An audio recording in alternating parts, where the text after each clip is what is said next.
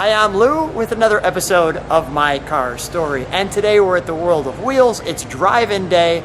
Coming out to a World of Wheels show, you're gonna love it. We're in Rosemont, Illinois today. I'm with my friend Alan Oldfield, and Alan hi Alan, and he has a great car, always a Buick, always a pace car, and this one completes the trifecta. Alan, what did you bring today? We brought a 1976 Buick Century Indianapolis 500 Pace Car Edition.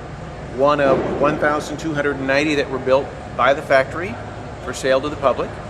This one happens to be number 70 of the festival cars that were actually used at the track. So we know that about the history of it. Let's go right to our wonderful Buick. So, with that said, we will show you the front end of that. Now, when it's a, what did you call it, a parade car? Well, festival car. Okay. The festival cars were used by some of the dignitaries and the officials of the Indianapolis 500 Festival, literally for their own use and also for official use, or sometimes a beauty queen or a dignitary got involved in it as well. Now, how did you know that this is a festival car? What indicated that? I have literature and the license plate number 70 that came with the car. Oh, really? Okay, cool. We're going to back up and show the side of the car like so. That's really striking. And I know you drive your cars. We do. This one has 38,000 miles. Getting it was a bit of a quest. How long have you had it? I think we bought it in 2000. 2000? So what do you mean a quest? What does that mean? I first saw this car when my daughter, who's now 35, was 2. Wow. I drove a couple hours across Iowa. It's an Iowa car. Looked at it, fell in love with it, and my wife said, "That's garish," and I didn't buy it. And I did the same thing a year later, and I didn't buy it. And then it went to other places, but I always managed to find it somewhere. And eventually I was able to latch onto it at a point where my wife said, "It's garish, but I don't care, get it." Really?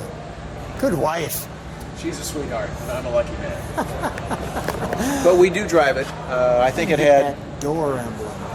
Yeah, the thing about the pace cars in the mid-70s, as a lot of people know if you follow the mid-70s cars, they replace speed with stickers, and it's loaded to the brim with decals and graphics, and I think they're cool, but they aren't fast. That's awesome. They replace the speed with decals. Okay. True.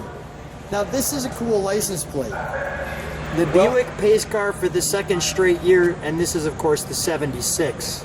Buick was one of, I think, 2 manufacturers that actually paced the Indy 500 back-to-back years. Yeah. I was lucky enough to find a 75 some years ago, but after I purchased this. So at this point now we have both the 75 and the 76, and the license plate is one of those original pieces that has a little history to go with the car. Yeah, very cool. Let's, Free Spirit Buick was the motto That back was in their 76. that was their marketing slogan. So let's just show that. First of all, a little trunk and treats. Let me show the trunk first. You know what, could you pull out that trunk and treat there for just a moment? So here's our trunk. Looks like an original tire, or close to it.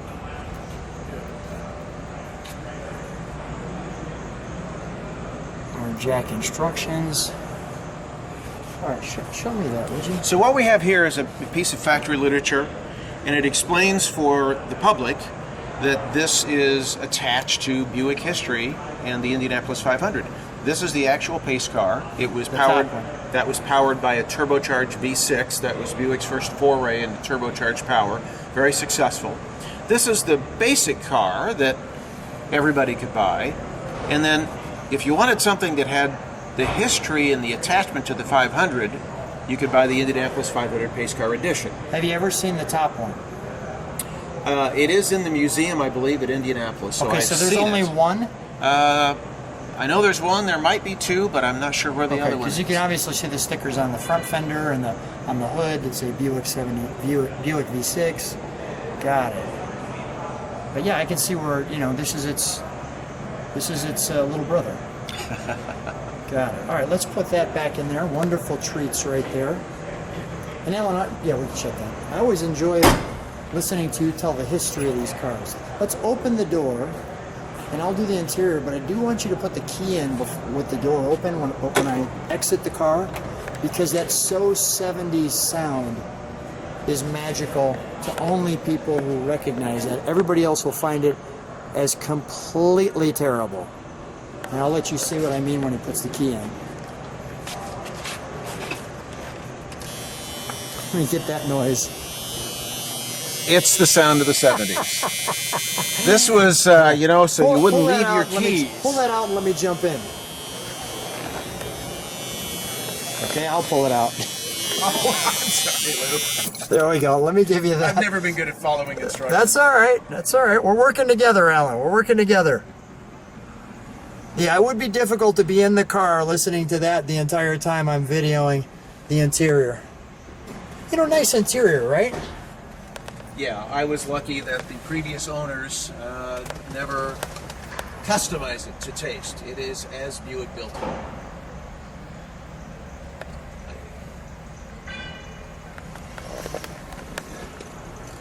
Nice right there where it showcases Buick. And then the little logo. I like that they put the logo up there. Frankly, one of the most fun things about the car is putting it in gear, because that horseshoe shifter has such a great feel to it. Yeah, it looks cool. Looks really cool. Let me show the T-tops from the inside.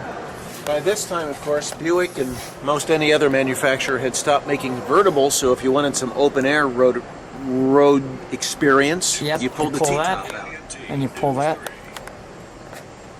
And you pull that. Do we want to open it up? Yeah, sure, go ahead, show That. them. So take that one off, and that pulls down. And it goes in the trunk, and there you go. And there's your T-top, which really was really nice. There was nothing wrong with the T-top as far as I was concerned. I thought the T-top was great. It gives you the added benefit of incredible cowl shake as well. Incredible what? Cowl shake. Is that right? It does decrease the strength of the roof here a little bit. Okay. It's the price you pay for looking cool. Got it. All right. So let's take a look under the hood. The pace car was powered by the Buick turbocharged V6. All of the pace car editions had the 350 V8.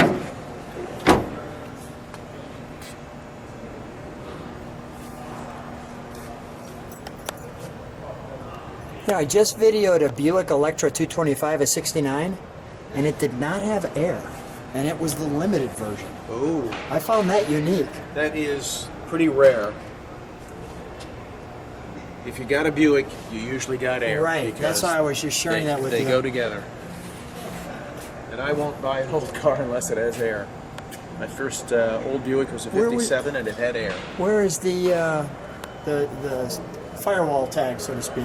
Is it over here? I see it. I see it. I found it. There we go.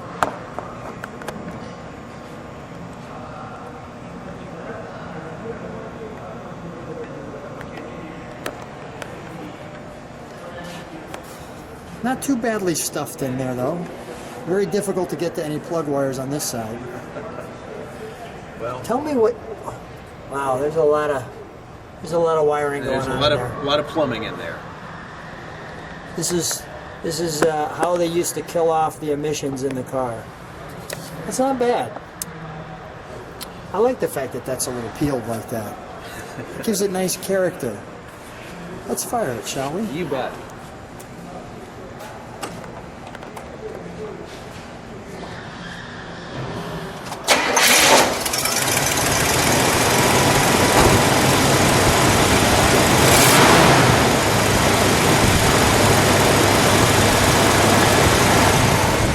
Exhaust now. Could you step on the tail lights for just a minute? The brake lights?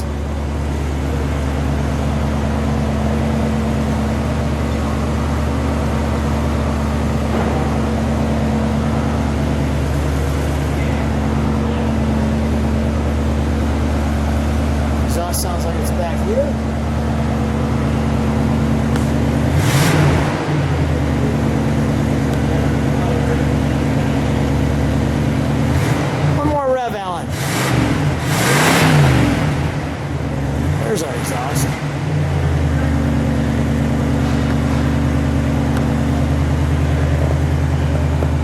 that down.